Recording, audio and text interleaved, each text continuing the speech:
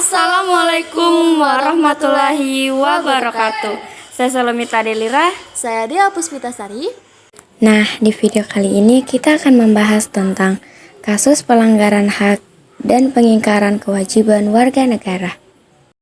Adapun penyebab terjadinya pelanggaran dan pengingkaran kewajiban warga negara, yang pertama, sikap egois atau terlalu mementingkan diri sendiri. Seseorang yang mempunyai sikap seperti ini akan menghalalkan segala cara supaya haknya bisa terpenuhi, meski caranya tersebut dapat melanggar hak orang lain. Yang kedua yaitu tingkat kesadaran berbangsa dan bernegara yang rendah. Rendahnya kesadaran berbangsa dan bernegara juga bisa menyebabkan warga negara berbuat seenaknya. Pelaku tidak mau tahu bahwa orang lain juga memiliki hak yang sama untuk dihormati. Yang ketiga yaitu sikap tidak toleran.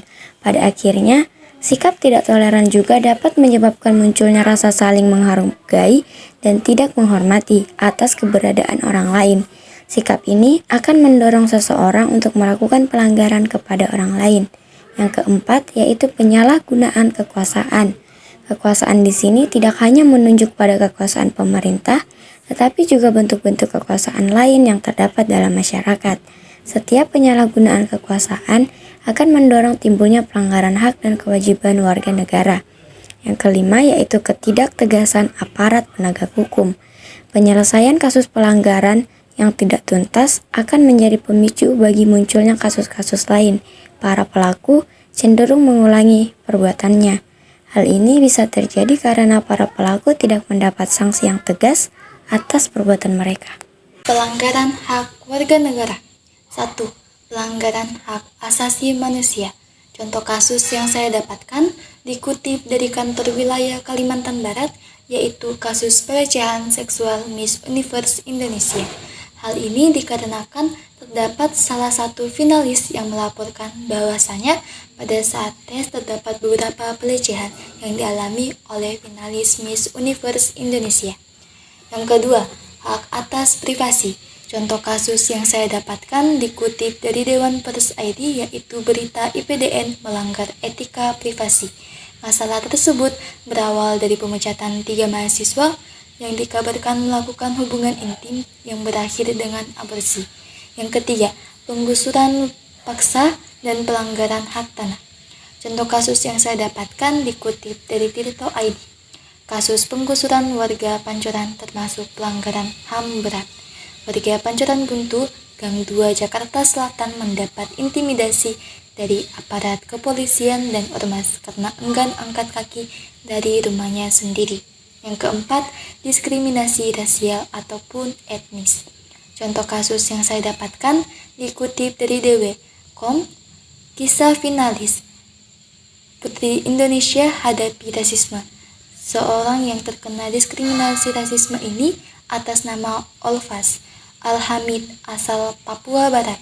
Beliau mengatakan perlu adanya edukasi dasar di sekolah bahwa Tuhan menciptakan manusia berbeda-beda. Yang kelima, hak sipil dan politik. Contoh kasus yang saya dapatkan dikutip dari Ornai Balitbang HAM Go ID, yaitu implikasi pengabaian hak sipil dan politik masyarakat Moro-Moro dalam pemilihan kepala daerah. Kelompok masyarakat ini tinggal di kawasan Register 45 Masuci, Lampung.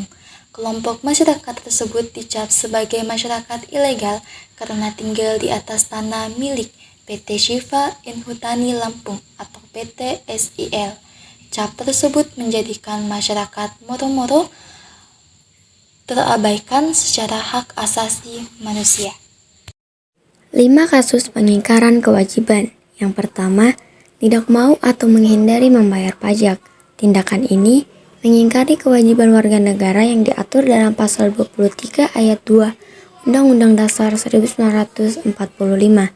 Ketentuan ini mencakup semua jenis pajak mulai dari pajak kendaraan, pajak penghasilan, pajak bumi, bangunan, pajak penjualan, dan lain-lain. Sebagai warga negara, kita wajib bayar pajak karena sama-sama kita menikmati hasilnya. Contohnya saja pembangunan jalan dengan segala fasilitasnya dibiayai oleh pajak kendaraan yang dibayar setiap tahunnya. Yang kedua yaitu melanggar peraturan lalu lintas. Selain melanggar undang-undang lalu lintas, perbuatan pengingkaran ini juga melanggar hak orang lain. Misalnya, kamu melanggar lampu merah, memarkir kendaraan di sembarangan tempat atau melawan arah, dan berkendara di atas trotoar. Yang ketiga, yaitu merusak fasilitas umum.